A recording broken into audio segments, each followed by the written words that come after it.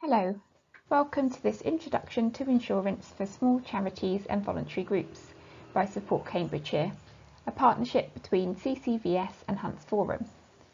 This short online module will help you to consider whether your small charity or voluntary group needs insurance, the different types of cover that's available, how you can make sure you get the right cover, as well as a summary of top tips to help you through the process. This module is supported by a resource pack, which provides a transcript and links to further guidance by the Charity Commission, as well as some insurance providers. So, do you need insurance? Sometimes there are misconceptions that the need for insurance only applies to established organisations. However, this isn't true. It is not only registered charities that need to think about insurance. If you are an unregistered charity or community group that are involved with the public in any way, insurance should be on your agenda. But it is worth noting that not all insurance providers offer cover to unregistered charities, so you might need to shop around. You will still need to think about insurance even if you're renting a room in a building that is run by another group. You may be covered by their public liability insurance, however it's very important to check rather than assume. If you're not covered by their insurance, you will need to take out your own. Even if you don't have staff, you may still need insurance. It's about keeping yourselves and the public safe. What types of cover might you need? What you will need will depend on the type of charity that you are, the types of activity that you run, and what assets you have. If you're a small charity or community group, it is likely that you will need public liability insurance. Public liability insurance. It's difficult to think of an example where a charity, group or organisation does not need to consider public liability insurance. Most charities have this cover as an enabler of their services, events and fundraising activities. You will need public liability insurance if you interact with the public anyway. It protects against accidental property damage or injury to a member of the public. It will cover the payment of legal costs and damages to defend a claim against your organisation, and it can also provide cover for your volunteers. However, you do need to check this with your provider, as approaches can vary. Public liability can also include product liability if you make or sell goods, and property owner's liability if you're responsible for or own a building. In this section, I will talk through other types of insurance cover that you may find helpful and relevant to your organisation. Firstly, trustee indemnity insurance. Regardless of good intent, trustees can be held liable for poor decisions or wrongful actions if they have caused a loss to the group. Trustee indemnity insurance covers the legal expenses of defending a trustee against disqualification, investigations, or even extradition proceedings. Trustees should give serious consideration to this cover. Without it, should an allegation of mismanagement be made against them, they may need to defend the claim out of their own personal wealth. Personal accident insurance. Personal accident insurance provides a financial benefit should an employee, volunteer or trustee suffer accidental bodily injury whilst carrying out their duties for your organisation. Insurance for vehicles kept on the road will cover the vehicles that you own as an organisation. Product liability insurance is relevant if you make or sell goods. This may be covered under public liability insurance that you have. However, if you don't have that kind of cover, you may need to take it out separately. Professional indemnity insurance.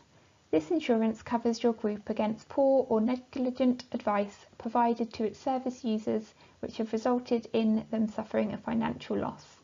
It's generally considered essential if your group provides advice. An example would be offering counselling sessions. It covers the legal costs in defending a claim as well as any compensation or damages payable to the claimant.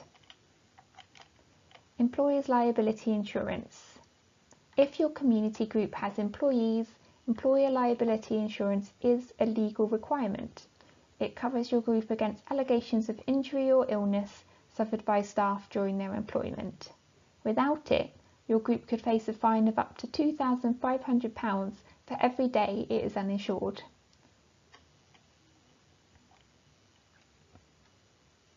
Buildings and contents insurance. If your charity owns a property, you may want to insure it against damage from risks such as fire, flood or malicious damage.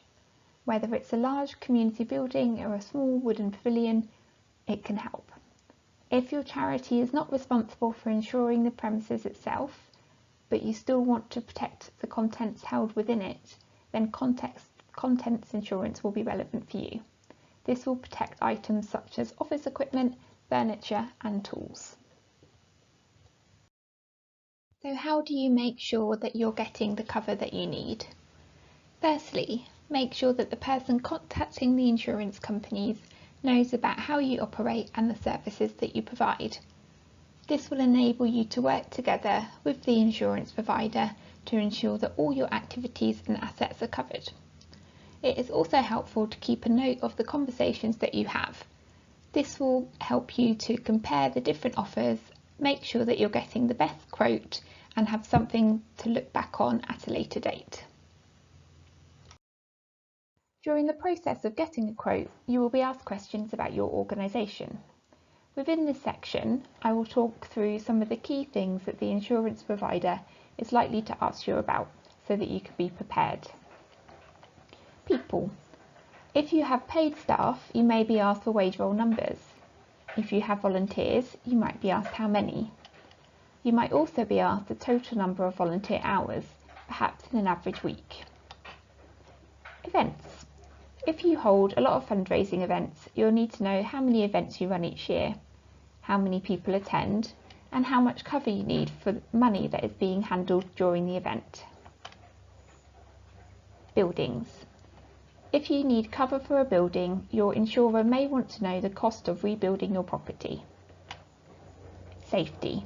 If you work closely with children or adults at risk, you may also be asked about your safeguarding policies and procedures. It is also very likely that you'll be asked if your organisation completes risk assessments. Risk assessments.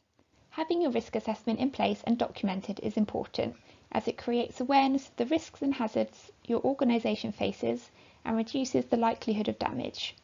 It also provides crucial evidence in defending a claim. To help you prepare and maintain your risk assessment, you can follow these 5 simple steps. We've also provided some further guidance within this module's resource pack. So firstly, identify the hazards associated with your work and services. Secondly, identify who might be harmed and how. This might include your staff, volunteers, service users, members of the public, etc. Then, evaluate the risks and controls. What are you already doing? What measures are in place to control the risks? What further action do you need to take? Then, record and communicate and retain documentation. It's important to keep a record of the controls you put in place. This will usually be in the form of a risk assessment and health and safety policy. This is key to demonstrating that your organisation considered all guidance and took reasonable measures to manage risks. Monitor and review. Remember to monitor the controls that you have put in place and review them as things change. Your risk assessment should be a working document rather than something that sits on a shelf. So in summary, if you're a small charity or voluntary group who needs to get insurance, you might like to keep these key points in mind.